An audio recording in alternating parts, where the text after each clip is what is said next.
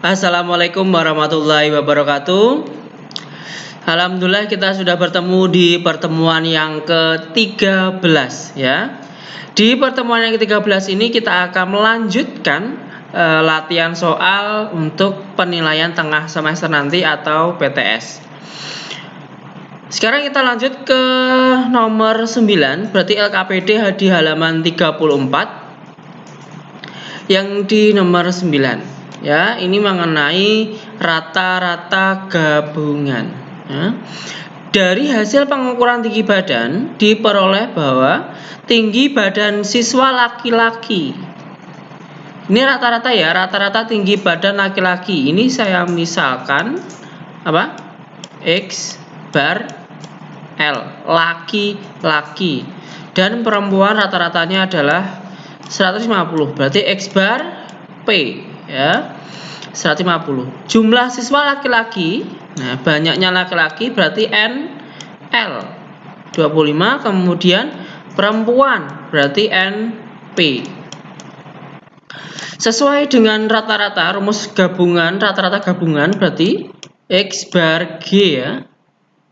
X bar G sama dengan, jika kalian melihat lagi materi yang di atas, berarti kita menyesuaikan bahwa laki-laki rata-rata laki-laki dikalikan banyaknya laki-laki, kemudian ditambah rata-rata perempuan dikalikan dengan banyaknya perempuan. Berarti ini. Berarti X bar L kalikan dengan NL ditambah dengan X bar P dikalikan dengan NP.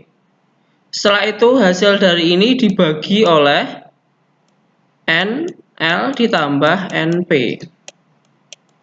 Tadi X bar L rata-rata laki-laki, NL berarti banyaknya laki-laki ditambah dengan X bar P berarti rata-ratanya perempuan, NP banyaknya perempuan dibagi oleh banyaknya laki-laki tambah banyaknya perempuan. Sudah, silakan langsung ditentukan nilainya. NL diganti 160.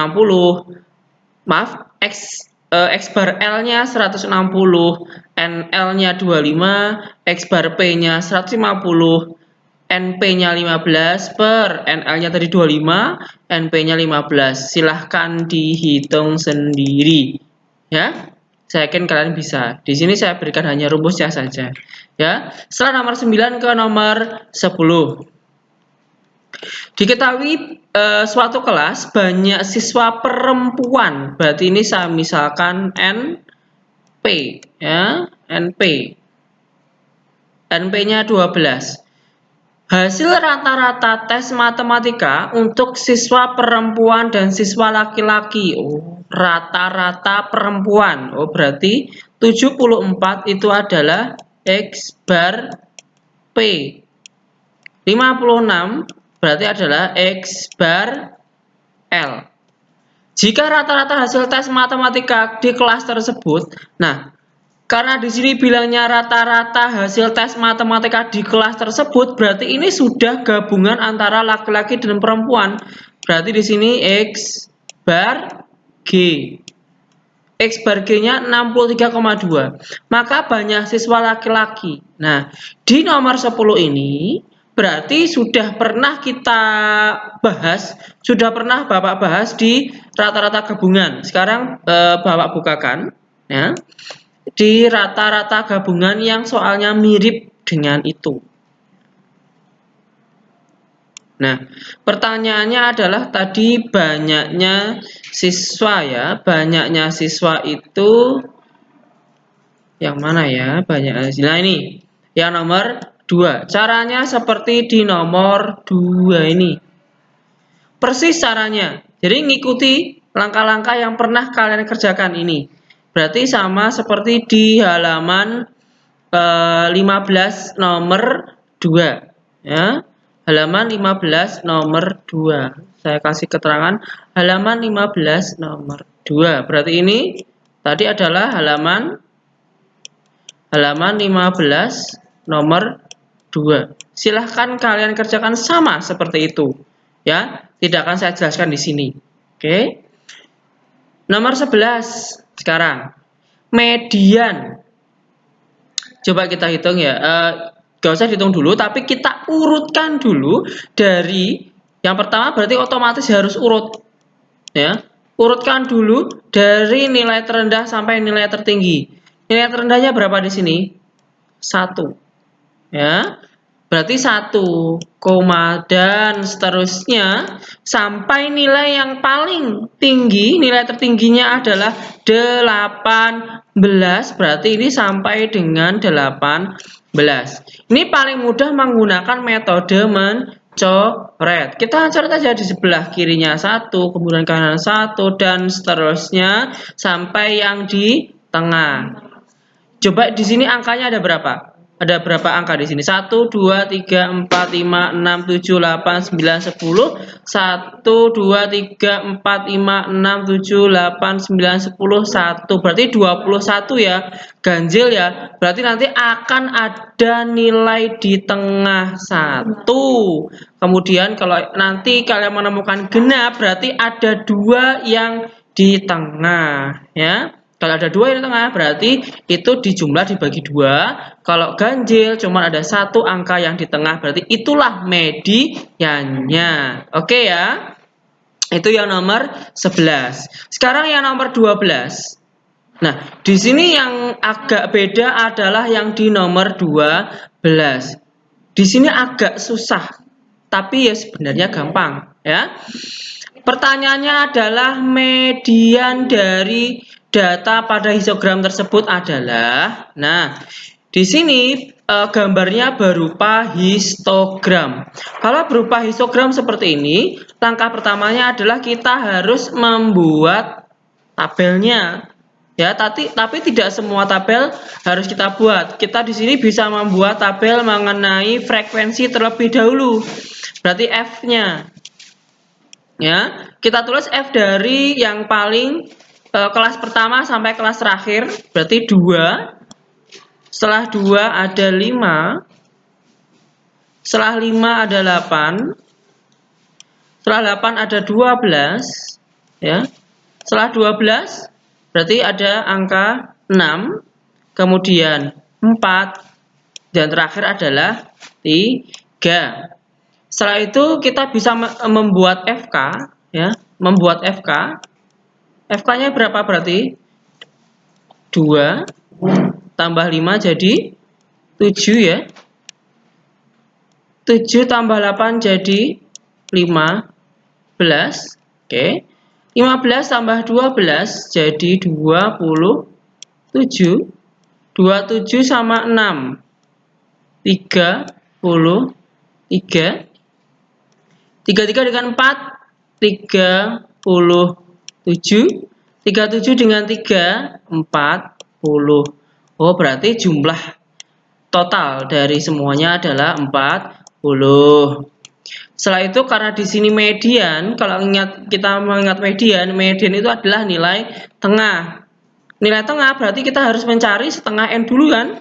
Nah, langkah pertama, setelah itu kita mencari setengah dari N. Nah, ini N-nya. Ini N. N-nya 40. Berarti berapa? Setengah kali 40. Berapa? Setengah 40? 20. Ya. Setelah itu apa?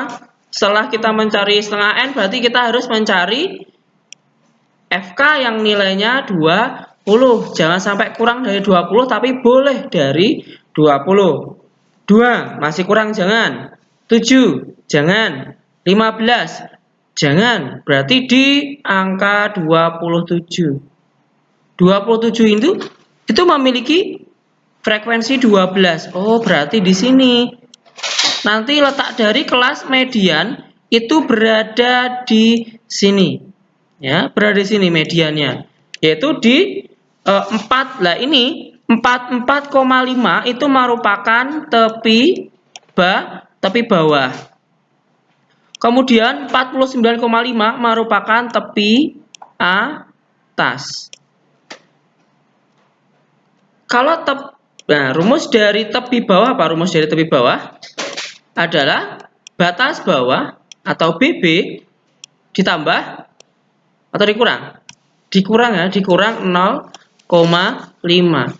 Berarti BB, rumus dari BB apa? Berarti rumus dari BB adalah TB ditambah 0,5. Nah, Pak, itu sebenarnya kita butuh BB sama TA-nya apa enggak? Ya tergantung dari kalian ya. Sebenarnya kalian tidak menghitung BB pun juga enggak apa-apa. Oke, sekarang coba ini saya nggak usah kita menghitung BB-nya, kita langsung menghitung ke mediannya. Median itu rumusnya apa sih median? Median, saya tulis di sini rumus dari median. Berarti rumus dari median adalah tepi bawah ditambah setengah N dikurangi FKS per FK kalikan dengan P. Gitu toh? Nah, pertama kita tentukan TB-nya. TB kelas median. Coba berapa? TB kelas median. Tepi bawah karena kelas mediannya di sini berarti yang di sebelah kiri ini bawah. Berarti berapa ini? 44,5. Kita tulis di sini 44,5. Sekarang kita menghimpun yang harus kita butuhkan ya. Setengah N sudah berapa? 20. FKS sekarang. FKS. FKS adalah frekuensi kumulatif sebelum. Berarti sebelumnya 27. Berapa ini? 15. Oke. Sekarang F-nya berarti frekuensi kelas. Berarti sudah saya lingkari. Berapa yang di sini? 12. Nah, yang terakhir adalah P. Loh, Pak, saya tidak tahu di situ kan berupa tepi, bukan batas. Nah, kalau berupa tepi malah lebih gampang, ya. Gampangnya bagaimana? Ya tinggal 49,5. Nah, 49,5 dikurangi 44,5. Jadi nggak usah menghitung pakai jari lagi, dikurangi aja. 5 kurang 5, 0. 9 kurangi 4, 5. Oh, berarti panjang kelasnya adalah 5. Udah ya, berarti kalian tinggal meneruskan saja. TB-nya berapa, STN-nya berapa, FKS-nya berapa, FK berapa, P berapa, silakan dihitung. Nanti ketemu jawabannya A atau sampai E. Begitu ya untuk yang soal nomor 12. Oke. 13 modus. Modus adalah data yang paling sering muncul, tidak akan saya jelaskan lagi. Insya Allah kalian bisa tinggal mencari aja di sini yang paling sering muncul angka berapa. Gitu ya. Modus sekarang. Modus yang berbentuk tabel distribusi frekuensi. Ya, rumus dari modus atau MO itu adalah tepi bawah tambah dengan D1 per D1 tambah D2 dikalikan dengan P. Pertanyaannya, TB-nya yang mana, Pak? TB gitu loh. Karena di sini pertanyaannya modus, data yang sering muncul, berarti kalian lihat banyak siswa yang paling sering muncul di mana? Di angka 12. Otomatis berarti kita bisa menghitung TB dari sini. Karena di sini ada BB-nya 51. Oh, berarti TB sama dengan 51 dikurangi 0,5. Hasilnya adalah 50,5. Berarti kita sudah mengetahui TB-nya. Kemudian D1. Apa sih D1? D1 adalah selisih frekuensi kelas modus dengan kelas sebelumnya. Berarti 12 dikurangi dengan 6. Berapa di sini selisihnya? 6. Itu D1. Kemudian kalau D2 berarti selisih frekuensi kelas modus dengan frekuensi kelas setelahnya yaitu 8. Nah, 12 kurangi 8 berapa? Kemudian terakhir kita harus menentukan P. Nah, untuk menentukan P, kalian bisa menghitung banyak angka dari 51 sampai 55. Bapak bantu. 51, 52, 53, 54, 55. Berarti P-nya ada 5. Oke. Semua yang kita butuhkan sudah kita temukan, berarti kita bisa langsung menghitung menggunakan rumus ini. Silahkan dihitung sendiri, nanti akan ketemu nilai dari modusnya berapa. Ya, begitu ya. Kemudian kuartil. Nilai kuartil bawah dan kuartil atas. Langkah pertama bagaimana? Pasti harus diurutkan dulu. Karena di sini berupa data tunggal yang acak. Berarti langkah pertama harus diurutkan terlebih dahulu dari nilai terendah sampai nilai tertinggi. Kemudian yang nomor 2, apa? Kita menggunakan rumus yang sudah pernah Bapak berikan di kuartil. Mana? Di halaman. Sebentar, saya carikan dulu ya untuk yang kuartil ini. Untuk kuartil yang data tunggal, bukan data yang ini kan berkelompok, jadi jangan pakai yang ini. Tapi kita menggunakan yang ini. Kemarin kan rumus ini sudah saya ganti ya. Rumus ini kan sudah saya ganti. Nah, jadi silakan kerjakan seperti contoh soal nomor 1 ataupun nomor 2. Ya, caranya masih sama. Kan ini rumusnya kemarin sudah saya ganti. Yang ini apa kemarin? Berarti data di sini datakannya saya ringkas ya, jadi xdat. Berarti data ke apa? N tambah 1/4. Kalau yang ketiga, data ke 3 kurung buka N tambah 1/4. Nah, selesaikan seperti ini ya, seperti nomor 1 ataupun seperti soal nomor 2. Berarti di halaman 24. Nah, ini saya kasih keterangan, lihat halaman 24. Halaman 24 untuk yang nomor 15 ya.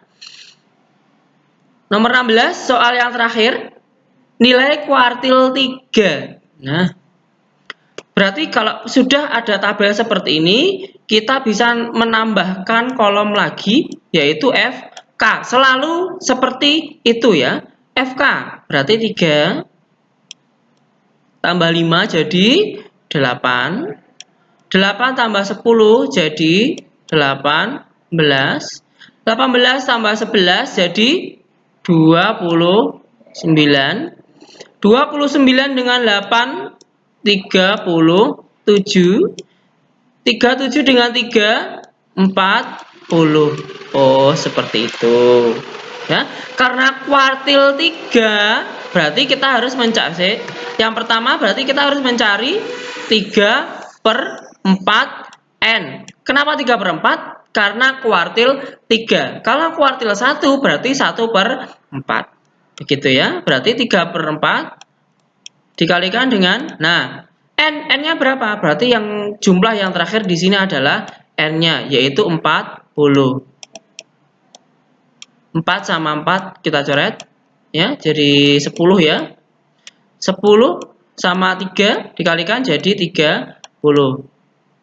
Setelah itu apa? Mencari FK yang lebih dari 30 tapi tidak kurang dari 30.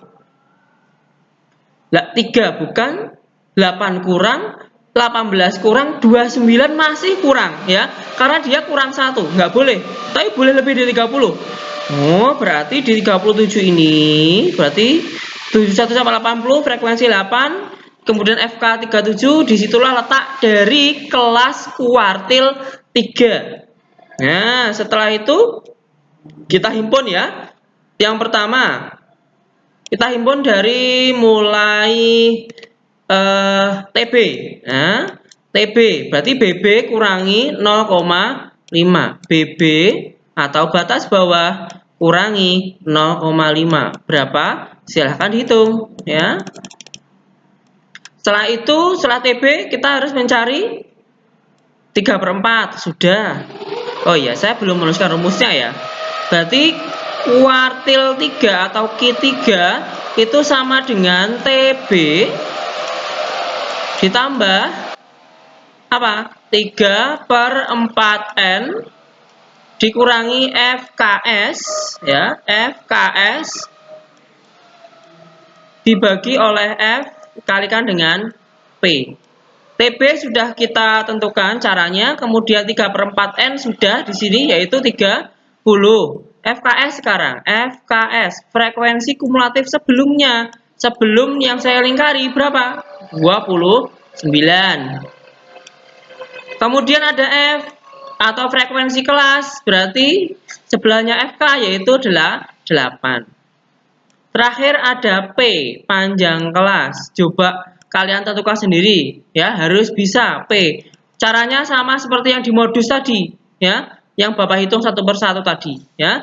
Kalau sudah menemukan TB, FKS, F, P sama 3/4N, langsung kalian masukkan ke dalam rumus dan selesai. Ketemulah nilai dari kuartil 3. Begitu ya. Nah, untuk desil tidak ada. Desil nanti masuknya di setelah PTS saja. Berarti PTS kali ini cukup sampai kuartil ya.